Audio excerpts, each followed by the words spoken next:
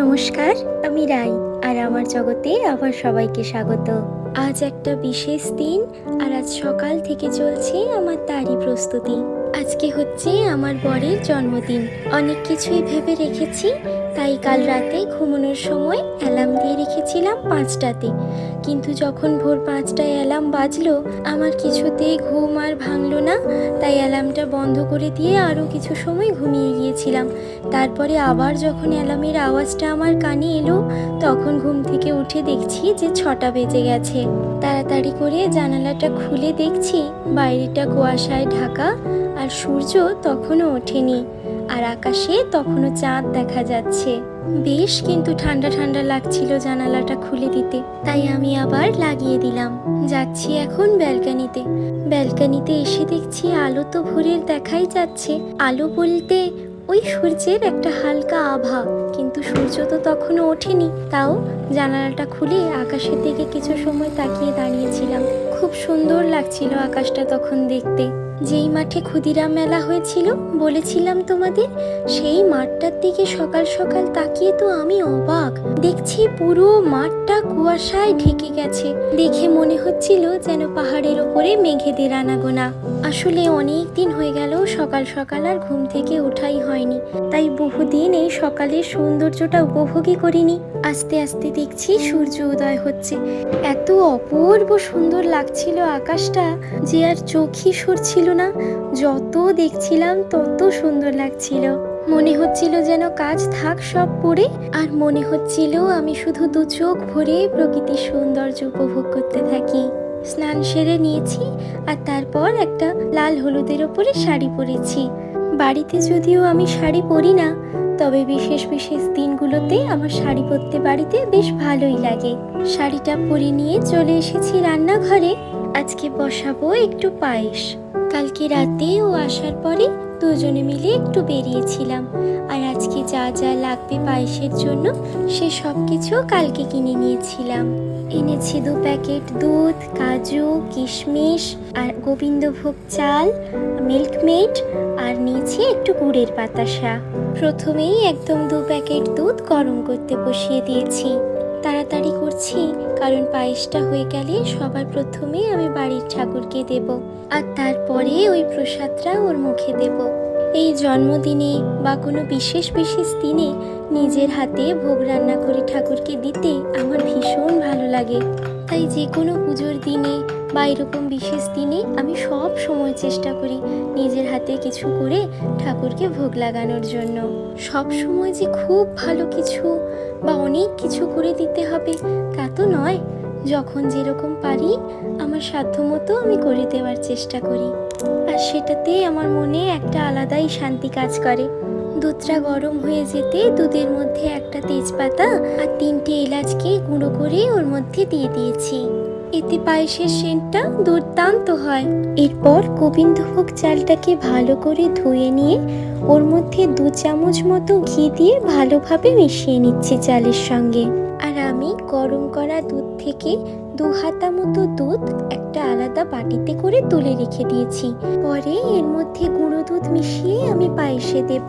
আর এখন ঘি মিশানো চালটাকে আমি দুধের মধ্যে দিয়ে দিচ্ছি। এটা ফুটতে থাক, তত সময় আমি কাজু কিশমিশটাকে আলাদা কড়ায় ঘি দিয়ে ভেজে নিয়েছি।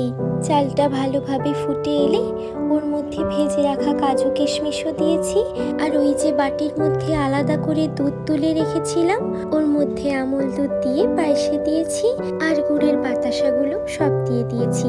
সেগুলো আর ভিডিও করা হয়নি। আর ওর মধ্যে কিছুটা পরিমাণে মিল্কমেডও দিয়েছি। এমনিতেই পায়েসটা মোটা হয়ে গিয়েছিল, মিল্কমেড আর না দিলেই হতো, কিন্তু তাও যেহেতু এনেছিলাম তাই ভাবলাম যে একটু দিয়েই দিই। পায়েসটা হয়ে যেতে ঢাকা দিয়ে চলে গিয়েছিলাম ঠাকুরের কাছে। পুজোর সব জোগাড় যন্ত্র করে দিয়ে এসেছি রান্নাঘরে ঠাকুরের জন্য পায়েস নিয়ে যাব বলে।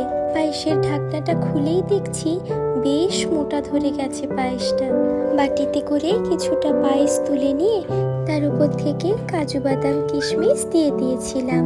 সকালবেলায় সময়ের মধ্যে পায়েসটা যদিও আমার হয়ে গিয়েছিল, কিন্তু যেহেতু তখনও পুজো করা হয়নি তাই ও আমাকে ধীরে সুস্থে পুজো করতে বলে দিয়ে দোকান চলে গিয়েছিল। আর বলল, তোমার পুজো হয়ে গেলে আমাকে ফোন করে দিও, আমি চলে আসব। সকাল থেকে যদিও তাড়াহুড়ো করছিলাম, কিন্তু ও বলে চলে যাওয়ার পরে আমি আস্তে ধীরেই ঠাকুরকে পুজোটা দিলাম। আর যেহেতু কোনো তাড়া নেই, তাই ভাবলাম বেশি তাড়াহুড়ো করে পুজো দিয়েও কোনো লাভ নেই। আজকে তো বিশেষ দিন, ঠাকুরকে ভালোভাবে মনের ইচ্ছে জানিয়ে আস্তে ধীরেই পুজোটা সারলাম। এই যে আজকের দিনে ভগবানকে একটু নিজের হাতে পায়েস তৈরি করে দিতে পেরেছি, এটা ভেবেই না আমার ভীষণ আনন্দ হচ্ছিল।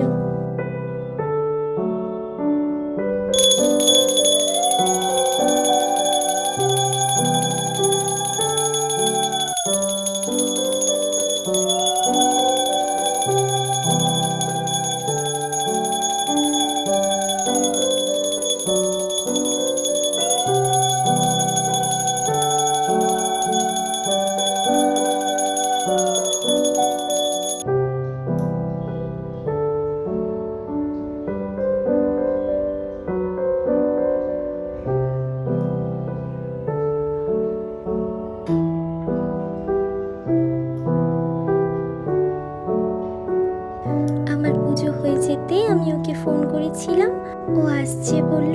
আর আমি তত সময় এই পাশটা রেডি করে নিচ্ছিলাম। যাব একটু মন্দিরে পুজো দিতে, আজকে যেহেতু ওর জন্মদিন, ওর নামে একটু পুজো দিয়ে আসবো কালী মায়ের কাছে। সেইগুলোই একটু রেডি করে নিচ্ছিলাম।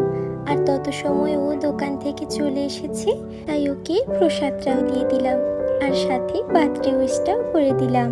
ও আমাকে খেতে বলছিল, কিন্তু যেহেতু আমি আজকে পুষ্পাঞ্জলি দেব, তাই আর খেলাম না। মন্দিরে পুজো দিয়ে আমরা যাব একটু আমার মায়ের কাছে। যেহেতু মন্দিরে পুজো দিতে যাব, তাই একটু পায়ে আলতাও করে নিলাম। আর এখন আমরা বেরিয়ে পড়েছি। আর মন্দিরে যাওয়ার পথেই আমি ভগবানের জন্য একটু সন্দেশ কিনে নিয়েছিলাম। ঠাকুরকে পুজো দিয়ে চলে এসেছি আমি আমার মায়ের কাছে। আজকে ওর জন্মদিন বলে মা বাপি আজকে সকাল থেকেই আমাদেরকে ডেকেছিল, কিন্তু তাও আমার তো যেতে যেতে সেই দুপুর হয়ে গেল।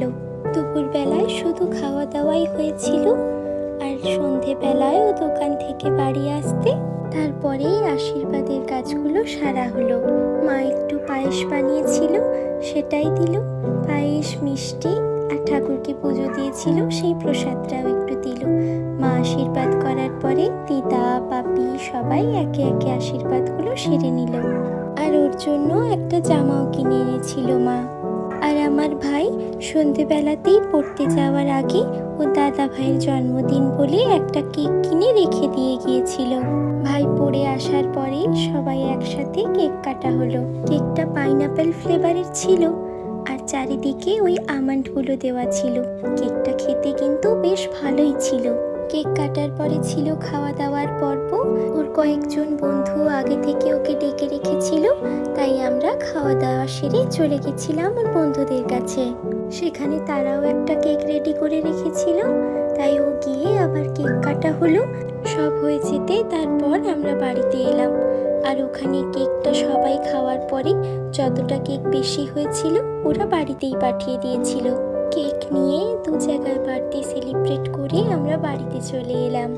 আজকের বিশেষ দিনটা একটু বিশেষভাবেই কাটলো। আজকের ব্লগটা এখানেই শেষ করছি। তোমরা সবাই খুব ভালো থেকো, আর আমাদের এমন গল্প আরো অনেক হবে আগে। টাটা।